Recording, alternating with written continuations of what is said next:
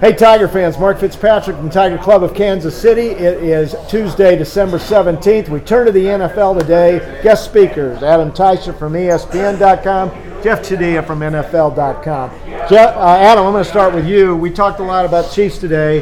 One of your concerns going in the playoff is the red zone offense, and they had a little trouble having to settle for field goals the last few weeks. Yeah, they've been kicking too many field goals, and that's going to get them beat.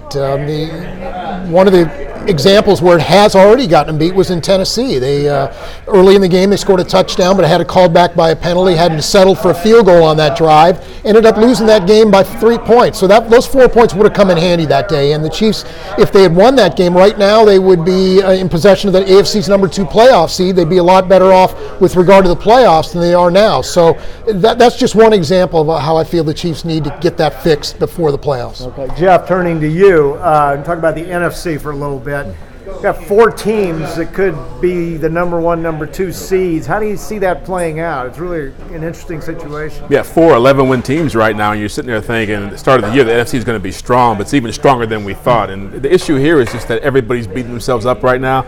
I think the worst team of that bunch right now is Green Bay. And I was at the Packers-Bears game, and even Aaron Rodgers said, we're not getting the kind of respect you'd think we get for a team that's won 11 games and can probably win this division.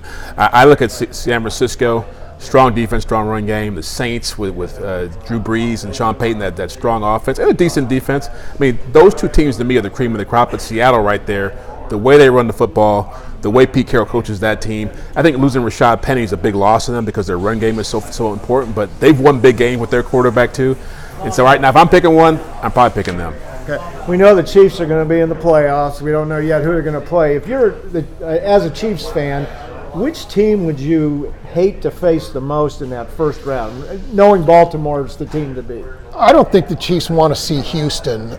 To me, you look in the playoffs, there are 2 teams maybe in the AFC field who can score with the Chiefs, that if the Chiefs are on offensively that day, that can still keep up with the Chiefs.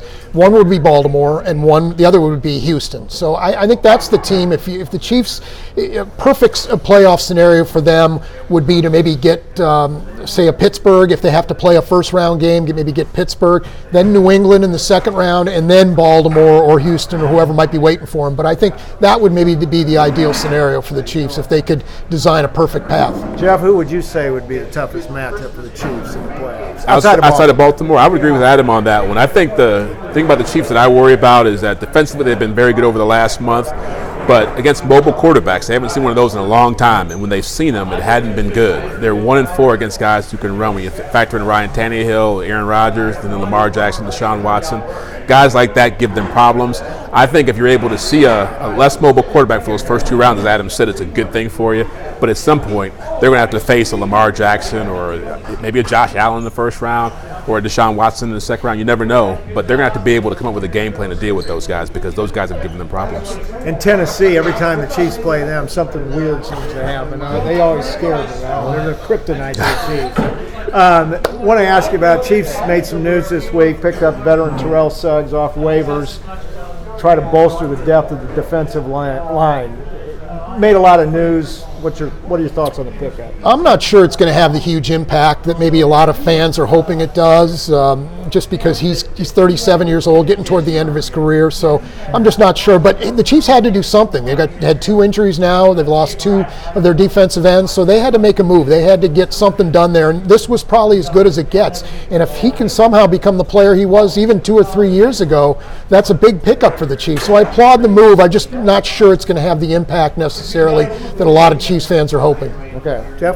Yeah, I'm with Adam on that one too. I think this is a lot like LaShawn McCoy this year, even worst case scenario, Kelvin Benjamin last year. It's great when that would be the worst case scenario. Yes.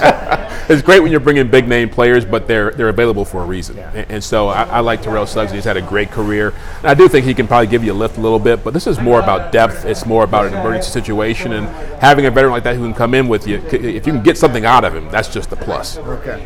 Is Patrick Mahomes really as great a guy as he comes across? You guys have on a daily basis. Yeah, he is. He just gets it. You know, he's a guy who understands how how this process works. He's appreciative of what he has. So yes, I would answer that emphatically yes. And yours? Yeah, I would agree with him. I met him last year in the story on him when he started playing, and my first reaction to him was what Adams felt about him, is that this guy is humble. He understands how to be a professional. He cares about his teammates. He's not full of himself in a way that, he's not the whole show.